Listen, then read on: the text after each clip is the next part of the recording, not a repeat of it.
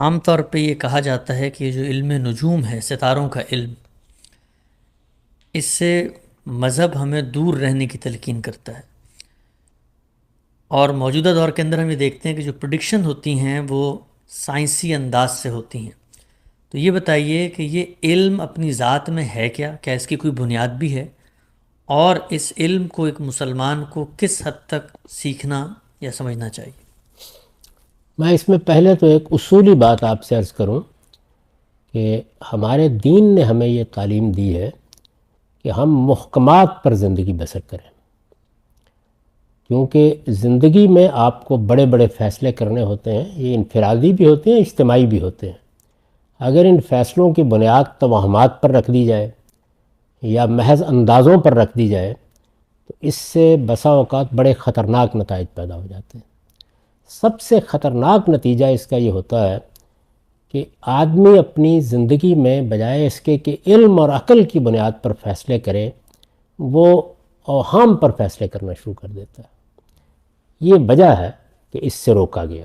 اچھا، پھر جو لوگ ان علوم کے ماہرین ہیں وہ بھی اپنے حدود میں نہیں رہتے، ان سے جو لوگ فائدہ اٹھاتے ہیں وہ بھی ان سے متعلق حدود میں نہیں رہتے، تو بات وہاں تک پہنچ جاتی ہے کہ گویا اس پورے عالم کا علم کچھ لوگوں کو دے دیا گیا ہے، اور اس طرح مشرکانہ توہمات پیدا ہو جاتے ہیں۔ تو یہ وجوہ ہے کہ ان سے رکنے، ان سے بچنے، ان سے اجتناب کرنے کی تلقین کی گئی۔ اس کو میں اسی اصول پر دیکھتا ہوں جو ہمارے دین میں سد ذریعہ کا اصول ہے، یعنی ایسی چیزیں کہ جو کسی بڑے گناہ کی طرف لے جا سکتی ہوں، آپ ان کو ابتدا ہی سے چھوڑ دیں۔ بدکاری کی طرف لے جانے والی چیزیں آپ ان کے قریب نہ جائیں، ولا تقربوا الزنا۔ اسی طریقے سے شرک کے قریب لے جانے والی چیزیں ان کے بھی قریب نہ جائیں۔ تو یہ اس میں خطرہ ہے ان علوم میں، یہ خواہ پامسٹری ہو یا کوئی اور علم ہو۔ پہلے تو یہ بنیادی بات سمجھ لینی چاہیے کہ یہ ہے اصل بات۔ اس کے بعد یہ کہ ان علوم کی حقیقت کیا ہے۔ اللہ تعالیٰ نے یہ جو دنیا ہے، اگر آپ اس پہ غور کریں تو اس میں کچھ قوانین ہیں جن کے تحت یہ چل رہی ہے۔ یہ قوانین نیچر میں، فطرت میں کام کرتے ہیں بہت سے۔ آپ جب ان قوانین کو دریافت کر لیتے ہیں تو آپ دیکھیے آپ پریڈکشن کرنے کے قابل ہو جاتے ہیں۔ یعنی یہ آج کا انسان منٹ سیکنڈ کے ساتھ بتا سکتا ہے کہ سورج گرہن کب ہوگا، چاند گرہن کب ہوگا۔ یہ اب سے پہلے علم غیب ہی تھا نا، یعنی کوئی نہیں جانتا تھا، لوگوں کو معلوم ہی نہیں تھا۔ جب ہو جاتا تھا تو ایک سراسیمگی کیفیت پیدا ہو جاتی تھی، اور یہ انسان کا جو کچھ بھی اس وقت علم تھا اس کے لحاظ سے بالکل فطری رد عمل ہے، ایسا ہی ہوگا۔ آپ اندازہ کریں کہ خدا کے پیغمبر کے زمانے میں جب یہ ہوا تو آپ کو شدید اندیشہ ہو گیا کہ کہیں ایسا تو نہیں کہ میں اللہ کا رسول ہوں، میری قوم ہے، ان پر کوئی عذاب آنے والا ہے۔ تو آپ اللہ کی بارگاہ میں کھڑے ہو گئے اور آپ نے نماز پڑھنا شروع کر دی اور دعا کی آپ نے، اور اس وقت تک دعا کرتے رہے، بلکہ یہ نماز ہے جس میں آپ نے 4 مرتبہ رکوع کیا، یعنی سر جھکایا پھر اٹھے، پھر سر جھکایا پھر اٹھے، تاکہ یہ اندازہ ہو جائے کہ اللہ تعالیٰ نے یہ بلا ٹال دی ہے۔ تو یہ احساس جب لوگوں میں کوئی وہم پیدا ہوا تو ظاہر ہے کہ خدا کے پیغمبر کا کام اوہام کے بارے میں توجہ دلانا ہے، تو یہ کہا کہ نہیں، یہ کسی کے مرنے جینے سے ایسے نہیں ہوتے۔ صاحبزادہ رسالت مآب صلی اللہ علیہ وسلم کا دنیا سے رخصت ہو گیا تھا تو لوگوں نے اس سے نسبت دی۔ تو میں یہ عرض کر رہا تھا کہ اگرچہ لوگوں کے اوہام کی تو آپ نے اصلاح کر دی، لیکن اس زمانے میں اس کی پریڈکشن نہیں ہو سکتی تھی، علوم ترقی نہیں کر چکے تھے۔ تو جب آپ نے ان علوم میں درک حاصل کیا اور دنیا میں ان قوانین کا مطالعہ کر لیا، یہ قوانین چونکہ قطعی ہیں، معلوم ہو گئے، یعنی علم حیات کے ضابطے متعین ہو گئے۔ اب ہم جانتے ہیں کہ زمین اپنی گردش کتنے عرصے میں پوری کرتی ہے، سورج اپنی گردش کتنے عرصے میں پوری کرتا ہے، چاند اپنی گردش کتنے عرصے میں پوری کرتا ہے، تو حساب کر کے 2 منٹ میں بتا دیتے ہیں کہ چاند گرہن ایسے ہوگا، سورج گرہن ایسے ہوگا، پہلے سے بتا دیا جاتا ہے۔ تو یہ دیکھیے کہ یہی چیز وہ اب علم غیب نہیں رہی۔ اچھا، بالکل اسی طریقے سے موسموں کے بارے میں دیکھیں، ہمارے پرانے بڑے لوگ تھے تو وہ بھی آپ نے دیکھا کہ بتا دیتے تھے کہ بھائی ساون آنے والا ہے، بھادو آنے والا ہے، فصل بولو اب بارش ہوگی۔ یہ کیا چیز تھی؟ یعنی اللہ تعالیٰ کی ایک سنت جو کسی علاقے میں موسموں کے بارے میں چل رہی ہے، اس کے لمبے مشاہدے کے نتیجے میں لوگ پریڈکٹ کر دیتے تھے۔ اچھا، بعض اوقات آپ دیکھیں، اگر پرانی آپ ادبی چیزیں پڑھیں، خاص طور پر عرب کے صحراؤں کے علاقوں کی چیزیں، تو آپ یہ دیکھیں گے کہ وہاں ایسے ایسے لوگ پیدا ہو جاتے تھے کہ ہوا کو سونگھ کر بتا دیتے تھے کہ بارش ہونے والی ہے، یعنی بتا دیتے تھے وہ ہوا کو سونگھ کے کہ اس کے اندر وہ چیز موجود ہے کہ اب بس بارش ہو جائے گی۔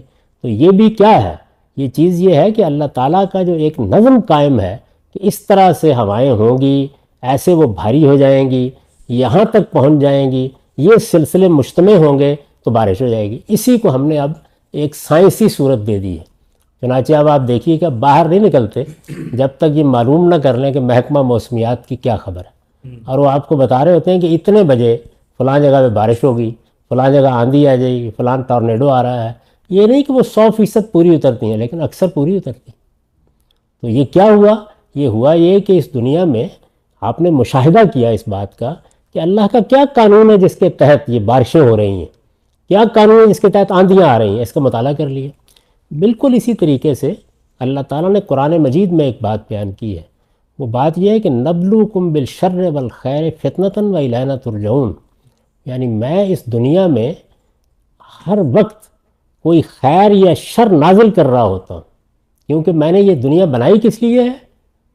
فتنۃ والینا ترجعون، کہ میرے پاس لوٹنے سے پہلے تمہیں اس امتحان سے گزرنا ہے۔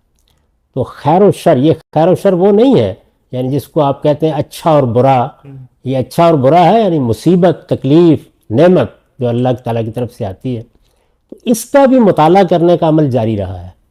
یعنی یہ نعمتیں بھی ایک قاعدہ ہے جس کے تحت عالمی سطح پر یا ملکوں کی سطح پر یا قوموں کی سطح پر آتی رہتی ہیں۔ جس طرح سے بارش آتی ہے بالکل ایسے ہی آتی رہتی ہیں۔ تو ان کا مطالعہ کرنے کے بعد ان کی نسبت قائم کی گئی ہے بعض ستاروں کی گردش کے ساتھ، اور اندازے لگائے گئے ہیں۔ وہ اندازے ہیں جو اس علوم کے ماہرین بیان کر دیتے ہیں، یعنی گویا اسی طرح جیسے آثار کو دیکھ کر آپ بتا دیتے ہیں کہ بارش ہونے والی ہے، آندھی آنے والی ہے، تو یہ وہ بتا دیتے ہیں۔ اور بعض اوقات وہ بالکل ٹھیک ہوتے ہیں، بعض اوقات بالکل غلط بھی ہو جاتے ہیں، کیونکہ یہاں نیچرل سائنس والا معاملہ نہیں ہے کہ یہ بالکل قطعی قوانین ہے آپ نے دریافت کر لیے اور سورج گرہن ہو جائے گا۔ تو آپ یہ دیکھیے کہ یہ محکمہ موسمیات اس مقام پر نہیں کھڑا جہاں سورج گرہن کی پیشین گوئی کرنے والا کھڑا ہے۔ تو ایسے ہی یہ خیر و شر کی پیشین گوئی کرنے والے بھی اصل میں اللہ تعالیٰ کے اس قانون کا مطالعہ کر رہے ہوتے ہیں کہ وہ سائیکل چلتا کیسے ہے، یعنی آنا ہے نا، ایک قاعدہ مقرر کیا گیا ہے کہ دنیا پر اس طریقے سے حالات کا سائیکل چلنا ہے، تو یہ اس کا مطالعہ ہے اور کچھ بھی نہیں ہے، اور بڑے قدیم زمانے سے ہو رہا ہے، اور بڑے بڑے متقی اور پرہیزگار بادشاہ بھی فائدہ اٹھاتے رہے ہیں۔ مثلا اورنگزیب عالمگیر ایک متکشف مذہبی آدمی ہے، لیکن علم نجوم کے ماہرین کو ضرور اپنے ساتھ رکھتے تھے۔ تو یہ سب اس طریقے سے ہے، اس کے اوپر بس اتنا ہی آپ اعتماد کر سکتے ہیں جیسے محکمہ موسمیات کی پیشین گوئی بھی کر سکتے ہیں، بلکہ اس سے بھی کم، اس لیے کہ یہاں مطالعہ اندازے کے لحاظ سے اس نوعیت کا بھی نہیں ہے جیسے کہ موسموں میں تغیر و تبدل کا مطالعہ ہے۔ میں نے عرض کیا کہ جو فطری قوانین ہیں وہ اتنے قطعی ہیں کہ آپ برسوں بعد کے سورج گرہن کو بتا سکتے ہیں۔